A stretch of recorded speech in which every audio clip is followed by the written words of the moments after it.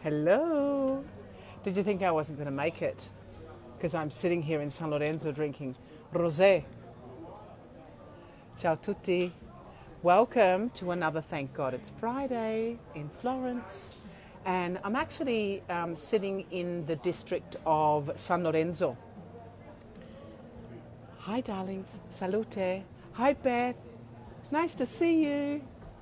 I'm sitting here with a glass of wine. I'm with a glass of rosé, and I just came into the district of San Lorenzo, so we're very close to the Duomo. Ciao amica mia. Salute. It's very warm in Florence. It's like summer. It's so hot. It's beach weather all of a sudden from one day to the next. Ciao Judy. Ciao Bella. Ciao Frank. Ciao. So I'm here in the district of San Lorenzo, just kind of came to see what's going on and what's happening. Hi! And I'm sitting at Casa del Vino. Casa del Vino is a little enoteca, that's a little wine bar tucked away behind the stands. Here you can see in front of me the Basilica of San Lorenzo, and tucked behind, hi Chris, the stands of San Lorenzo is the very wonderful Casa del Vino. Let me show you, because you would miss it if you were to keep on walking to... Hi darling, hi.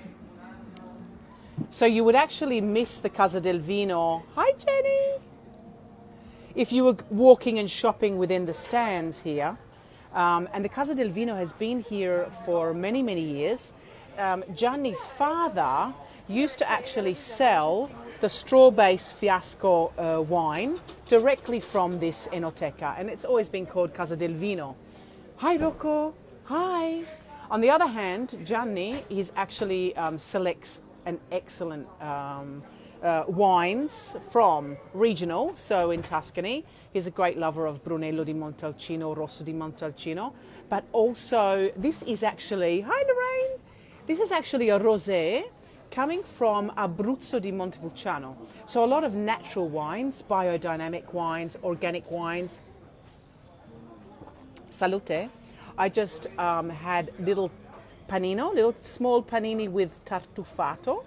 So the Casa del Vino was a place where, you know, his father and grandfather, very early in the morning when the butchers would arrive in the market of San Lorenzo, they would come in to the Casa del Vino for breakfast. Kind of I don't want to say breakfast because it was maybe a little bit late, around 10:30, 11 o'clock. Have a little bicchierino of Chianti with some little taste. So, tiny little crostini, toasted breads with toppings, chicken liver pate. He has now butter and anchovy, which is a little more delicate. Truffle panini, delicate truffle panini. So this today is a great place for panino. They have the most amazing panino. He makes one with burrata, oregano, semi-sun-dried tomatoes, and that is delicious. You can always find great selection of wine, particularly selections also coming from the Lang region, so around the area of Piemonte. He has an incredible selection. He's a great lover of good wine, and I want to show you this place. It looks like a farmacia, but it is a place where you can stop for aperitivo, have a nice street food lunch. The selection and the quality is really something, and I would say it's one of the best wine bars that you can visit in Florence, and I love it. I love sitting here because you can see it's a real market. It has a market feeling to it, where you've got a lot of the vendors that are coming in and sitting here having their glass of wine and enjoying a little panino while they're, you know, working. So it's interesting. It's busy. It's busier than usual, Florence, but at the same time it's quiet. So for June, It's very quiet, but how it has been the past few months, it's quite busy. I wanted to take you for a walk towards the Mercato Centrale, but the Mercato Centrale is actually closed. So what we'll do is we'll walk towards the indoor marketplace so I can show you the structure, and then we'll walk around the corner to meet some of my friends who have a wonderful gelateria close by, and also a wonderful place where we can meet other, this is the district of leather. When I say the district of leather, really the original areas of leather was actually Santa Croce, where you have Corso dei Tintori, Via delle Conche, all of these areas where they would tan the leather. And the Florentines are still known today as the best tanners of leather in the world, the soft leather. And at the San Lorenzo Market, we can find continuous stand upon stand of leather bags and accessories and so on. But in terms of origins, it's more of a modern leather area. It's where a lot of the vendors are not actually Italian.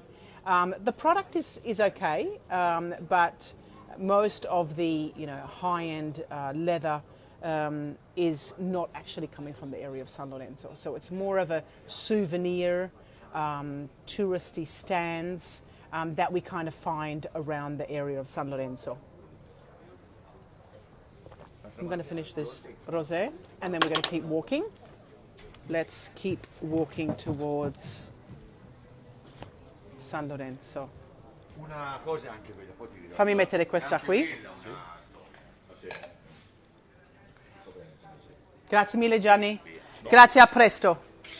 No, perché mi sento male bere con loro che non stanno bevendo. Ok. A presto. Ciao, grazie mille. Ciao, ciao. I said to Gianni, he said, why are you leaving your glass of rosé? I said, because I feel bad. I'm having a glass of wine with my friends who are not drinking with me. I'm sitting here having a drink. So we still need the mask. I've got it here with me. Let me show you the street, how it's looking. Very quiet. Very, very quiet. And here we can see the indoor marketplace. So on the ground floor, we have the original San Lorenzo Market, and on the top floor is the Mercato Centrale. And this is a building that was designed by Manzoni. So he was actually the designer of the Galleria in Milano. He designed that very famous shopping mall where we have today many beautiful high-end shopping stores. He designed this structure, and he also designed the structure in Sant'Ambrogio, the Mercato San Lorenzo. So this became the largest marketplace in Florence in the 1870s. The population grew, and we were needing more stands, more growers to come into the city centre to sell product. So that's where the San Lorenzo Market was born. Now here we can see all of these stands. So most of the stands that we see, the actual owners, a lot of them still own the stores that are lined along the main road. And it's very quiet for them. It's a difficult moment for these businesses because they dominantly work with mass tourism. So they need big numbers to be able to survive. That's why we see a lot less stands. To have your stand here along this market costs around 250,000 euros. Okay, there you are, guys. You went on to the city's Wi-Fi that doesn't work. So going back to the stands, if they don't have the mass tourism, it's very, very expensive for them to maintain this rent, which is, $250,000. The market used to lead all the way down to the facade of the Basilica of San Lorenzo that we can see over here. And we see this beautiful complex in front of me, which is the Medici Chapels. This is where the Medici family is buried, because this was actually their church, okay? We're in the area, the district of San Lorenzo, that was the first area where the Medici family were based. So the Medici, who ruled Florence, Tuscany for over 350 years, their first home was actually in this area, okay, of San Lorenzo. This is one of the oldest churches in the city. And here we can see one of the entries, side entries with the crest of the Medici.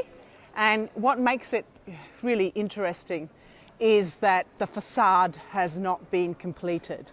So, you know, the only church in Florence that has the original facade is in Piazza Santa Maria Novella. This church was designed by Leon Battisti Alberti. He was a master architect of the Renaissance, a little bit pre-Renaissance, 13th century, and that is an original facade. But all of the other churches, including the Duomo, maybe you can see the top of the dome there. There it is, the fourth largest church in the world. And there's the dome by Brunelleschi.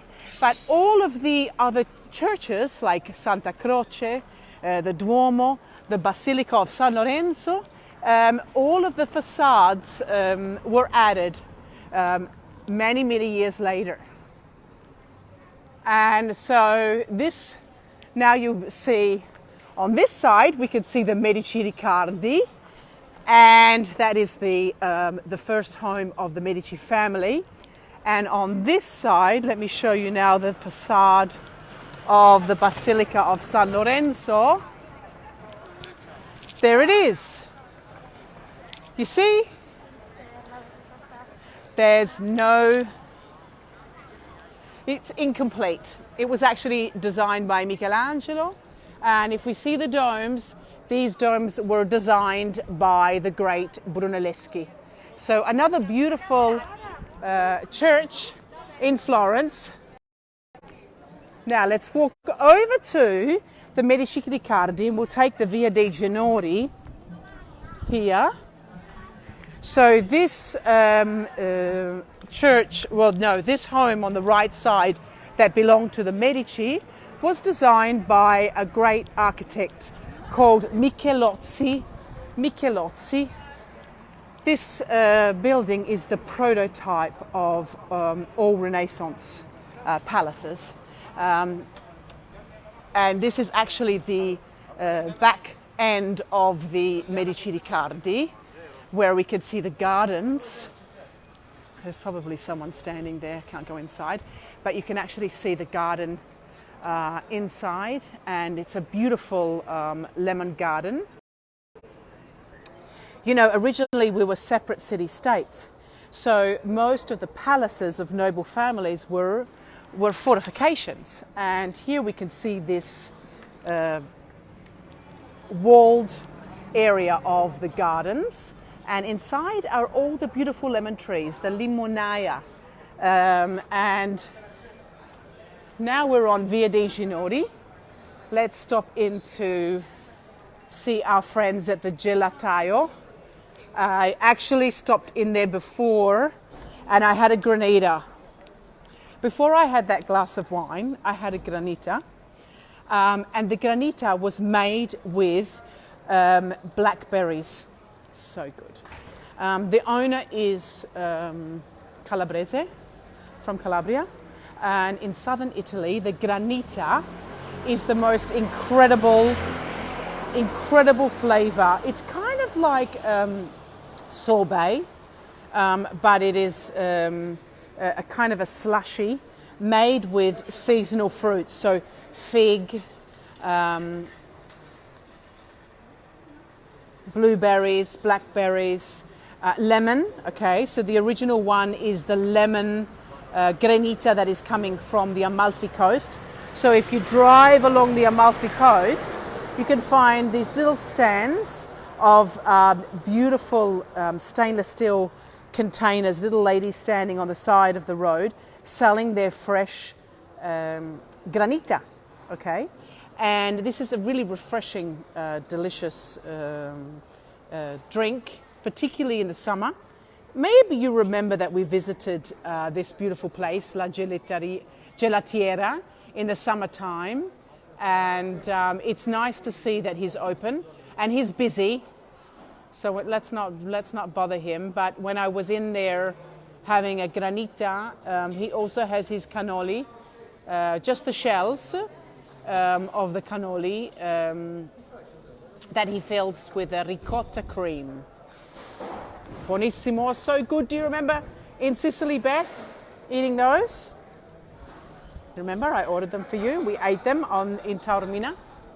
And here we are at a leather store called Via dei Ginori.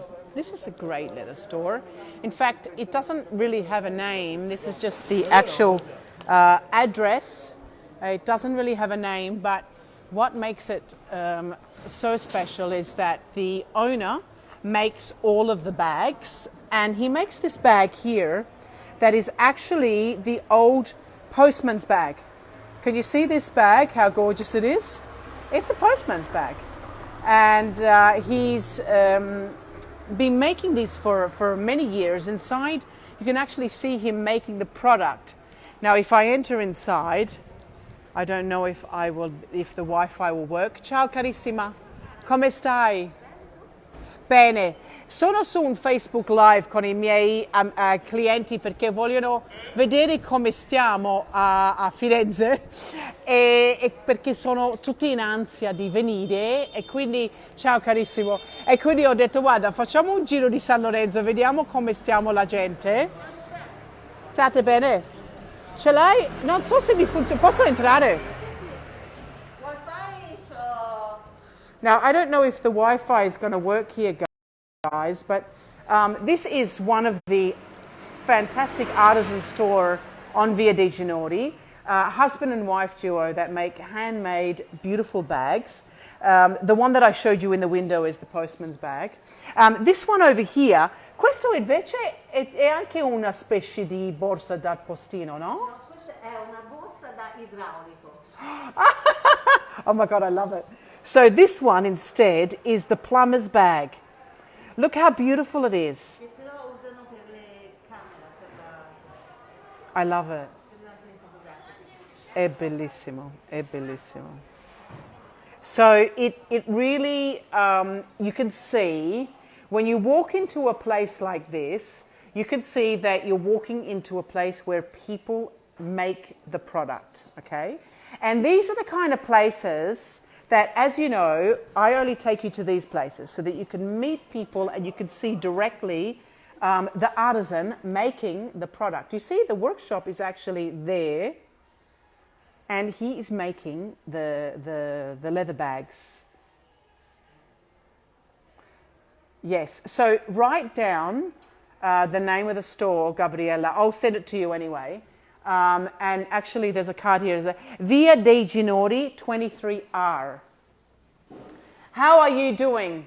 Come stai? We are doing well, thank you. We are waiting for all the people coming back.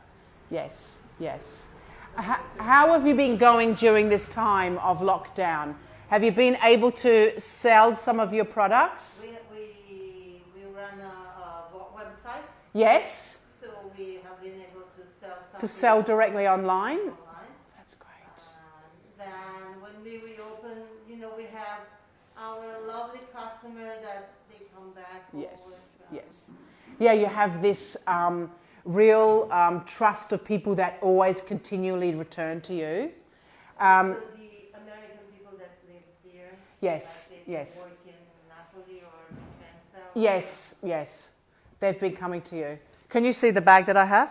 Oh, So guys, this bag is from this store. And if we only had smell-o-vision, you would actually be able to smell the leather from this store. It's incredible.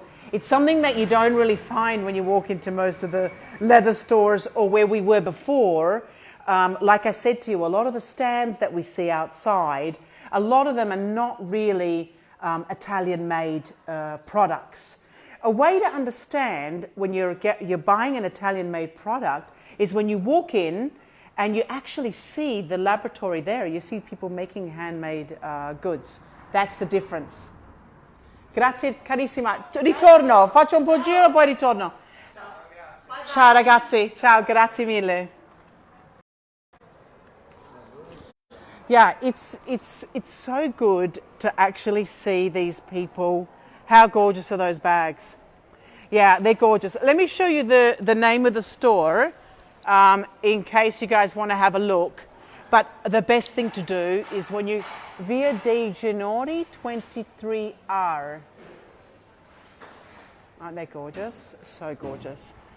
I've always wanted to buy that postman's bag. And now they have the plumber bag as well, so I have to get that as well.